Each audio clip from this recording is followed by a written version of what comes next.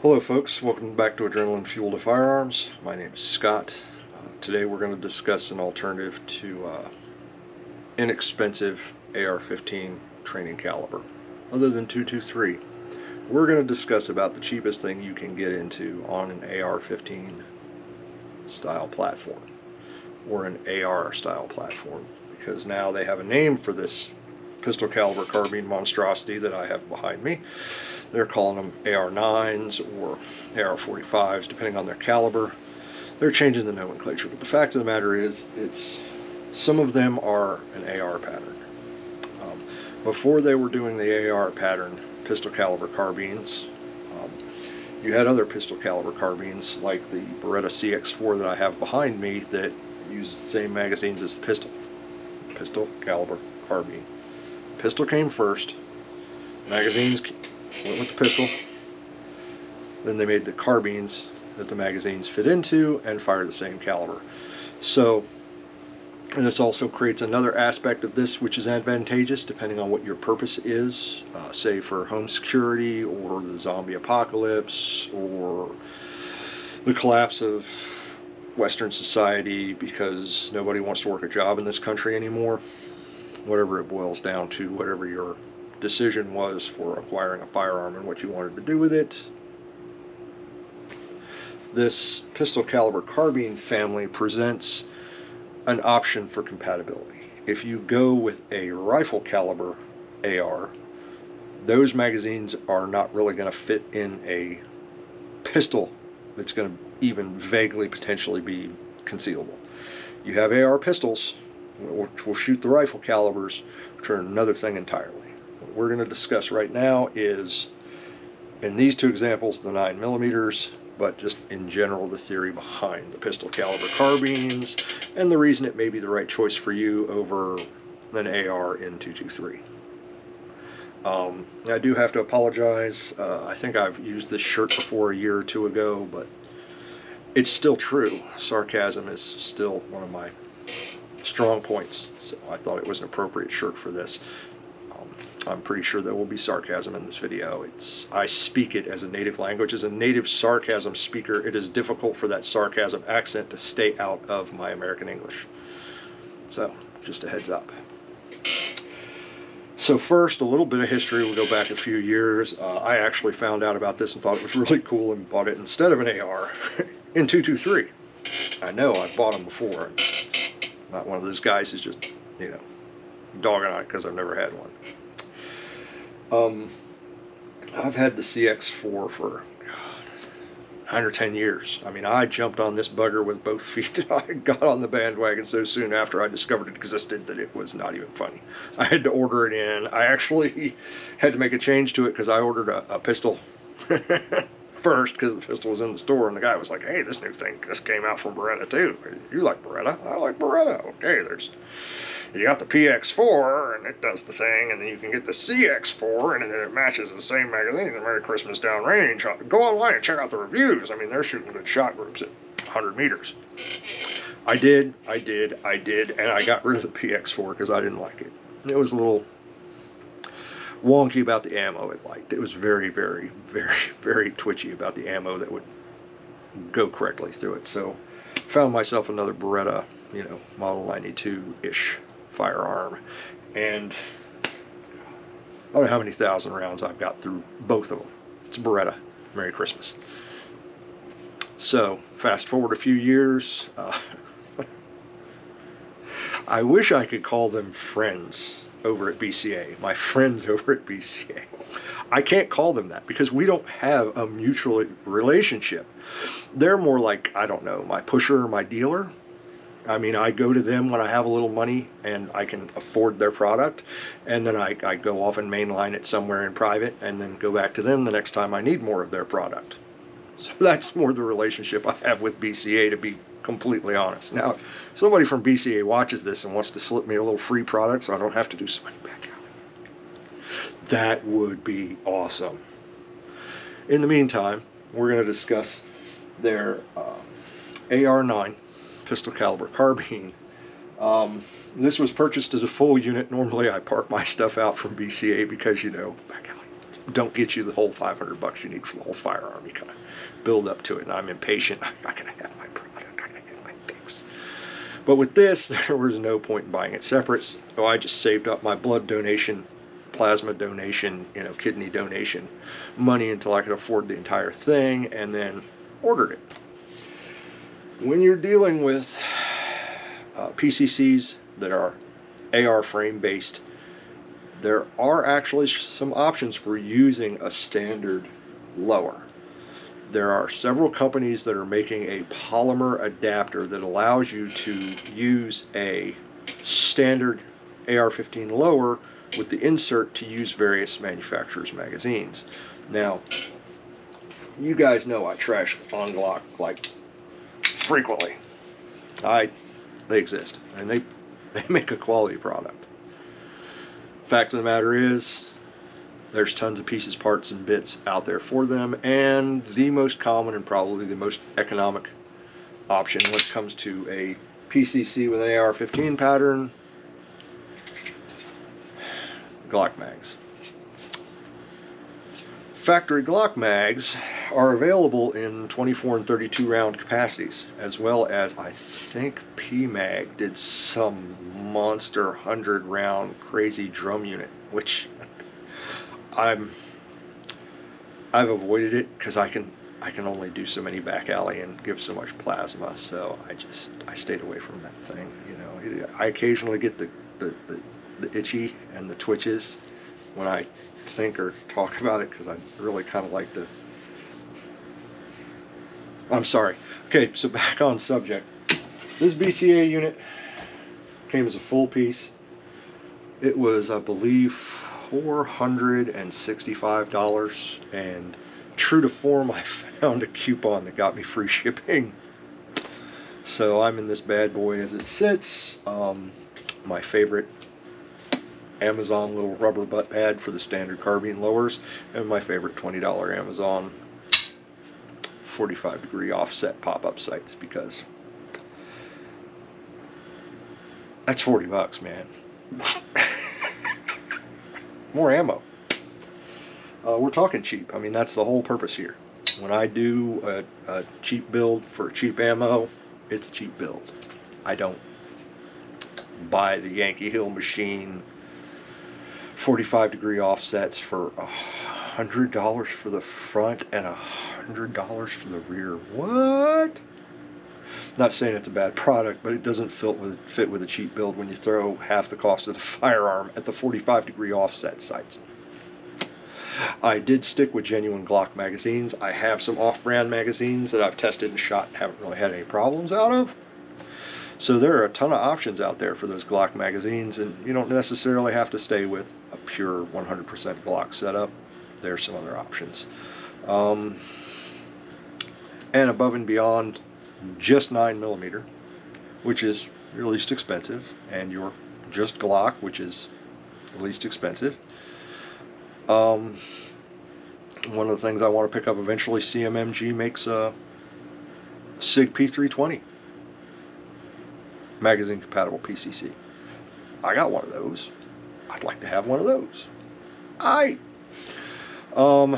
For people who enjoy 40 Smith & Wesson, there are also available 40 Smith & Wesson PCCs. For people who also enjoy the 45 ACP, guess what? There are those out there. I was looking at CMMG. I unfortunately think it's Glock magazine, but I'm not going to lie to y'all, I don't know for sure. But I'm sure there are other manufacturers, 45 calibers, magazine compatibility. The one that I'm interested in, that I'd honestly like to do because I have plans in my universe for one, is 10mm. 10mm, for those who are uninitiated in the glory that is the new 10mm, or new-ish, or not so new 10mm, because it has been around a long time, and it was found that 40 short and weak would be more fun than it. Well, whatever. I got some brass back there somewhere for it. Anyway, 10mm kicks harder. Has a lot of different behavioral characteristics. above and beyond past different from the 9mm. Obviously, it's a larger diameter, 9mm to 10mm, but there's also a significantly higher, larger powder reservoir and bigger casing, longer. So there's potentially quite a bit more power downrange. Now, talking about the PCCs, I briefly ran over the whole Guns and Ammo did it, so I'll give them the credit for it because I'm 99% sure it was Guns and Ammo that did it. They did a review on the Beretta when it first came out, and they were plugging in sub MOA at 100-yard groups, and I think they were doing 1 MOA at 300 meters. But 9mm pistol cartridges, dude. I mean, we're talking like I picked some up for these are literally 20 cents a round, remanufactured ammunition from 2A warehouse. What's the cheapest you can get 223 right now? Is it much good beyond 300 meters? Yeah, my point exactly. So a well-designed, well-executed PCC with an experienced operator behind the firearm can get good, consistent downrange patterns out of 9mm just with a longer barrel. I mean, that's sounds cray-cray, but it exists. And once again, 20 cents a round, cheaper than 223. PCC itself, it's not that expensive to get into. You get into like 10mm, you're going to be looking at about the same price as your 223 ammunition, maybe a little higher, but I mean, you have all these other caliber options. Technically 5.7 by 28 is PCC because 5.7 by 28 was originally designed to be a handgun ammunition as an alternative to 9mm when FN designed it, and then they also created the PS and P90s, which are, I guess you could say, technically pistol caliber carbines because it was designed as a pistol caliber first. And I don't know if you had the joy of shooting a P90 or a PS90, depending on, you know, what your licensing is, whether you can go fully or semi-automatic, or whether you can go 16-inch barrel or sub 16-inch barrel or suppressed, unsuppressed. Anyway, it is not a cheap ammunition, but theoretically, according to history or the internet or Google or Wiki, when you get past the Flat Earth websites, you'll see stuff, content on there for FN and how they made the 5.7 by 28. So there are a number of options in and off of AR platforms. There's a company that you use P90 magazines in a AR-15 upper that you just slap it on your AR-15 lower and Merry Christmas. I think PSA had them, Palmetto State Arms. They were not expensive, but the ammo is. So whether your intention is to be less expensive than 223, or whether your intention is simply to be different from 223 because you don't like 223 and you just think 223 is real overblown and overrated and just kind of like the lazy, no research option when it, yeah, me. I just don't like 223. Pistol caliber carbines present you with an option for a number of different capabilities in still an inexpensive setup, still inexpensive or not so inexpensive ammunition, and more shooting options. Because let's face it, folks, in the end, that's kind of what I push, is a few more shooting options. To me, we live in a fascinating time that gives us a ton of different shooting options between 223 and everything else. And when I was in the military, we were still shooting the old. When I was a reservist, we still had the A1 in the armory. I mean, going beyond 223 was like sci-fi, you know, like total aliens invading, coming through some kind of a portal into underground bases where you shot at them with P90s. Yeah, nerds. So now when I, you know, look at all the various stuff out there, it's just a complete freaking flood of options. I mean, just so many beautiful options, and I can never understand why so many people just go with 223 because it exists. It was a great varmint cartridge, and I've beat this horse to death, but I seriously urge everybody to look at your options above and beyond 223 before you purchase. Find some friends, make some friends, rent some friends, go to ranges, whatever it takes. Find something that you enjoy in the price range that you realistically have available. Realize that there's no point in owning it if you can't afford to shoot it. And take the time to do your research and decide exactly why it is you want what you want. If you just want 223, that's glorious. I mean, that's wonderful. That's totally your thing. Look at all the other options though. Think about them, look at them, see what you like the recoil on, see what you like the accuracy on. Just research this shit out of everything. Look at a lot of different people's videos on YouTube. Look at my stuff, look at stuff by anybody else. Google it, wiki it, go to several different gun shops. Not saying that the one gun shop closest to you is not a reputable gun shop or don't know what they're talking about, but don't stick to just one source and draw all your information from there. Don't just stick to the internet. I'm going to put in a little plug because when it boils down to it, your local gun shops are going to have to sell you the primary part for your stuff eventually.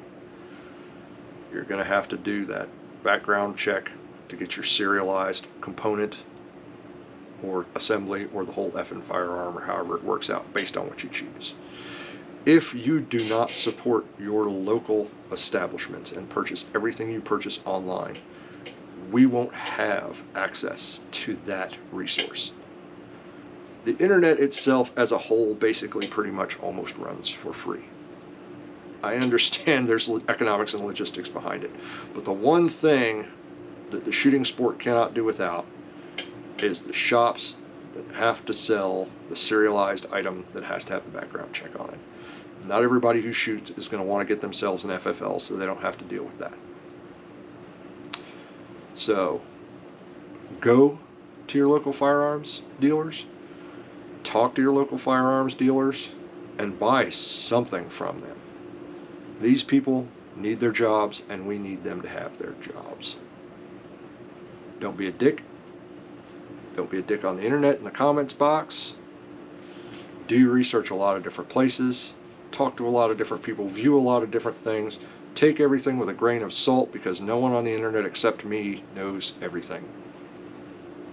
No one on the internet actually knows everything there is to know. More importantly, even if someone on the internet knew everything there was to know, every single person out there is absolutely 100% unique. It's how they can get you with your fingerprints if you commit a crime. Your needs, your goals, your desires are potentially totally different from your buddy Bob, Jethro, Heckle and Jekyll, Jekyll and Hyde, or the Three Stooges. You determine what your needs and desires are, and you follow your needs and desires. And what I need and desire you to do is like and subscribe to my channel. Leave a comment in the box below. Constructive criticism always welcome. If you found this helpful, I mean, hey. Feedback is feedback, and it feeds the algorithm for the YouTube so that knuckle draggers like me can put up our narcissistic comments and opinions online, and people can research them. Every avenue of research is a good avenue of research, even if it only shows you that somebody's completely dumb and you can ignore their stuff. It's all data. Log it all in. Have a great day. Enjoy your lives, folks. I hope to see you back here on my channel looking at my videos. Click it.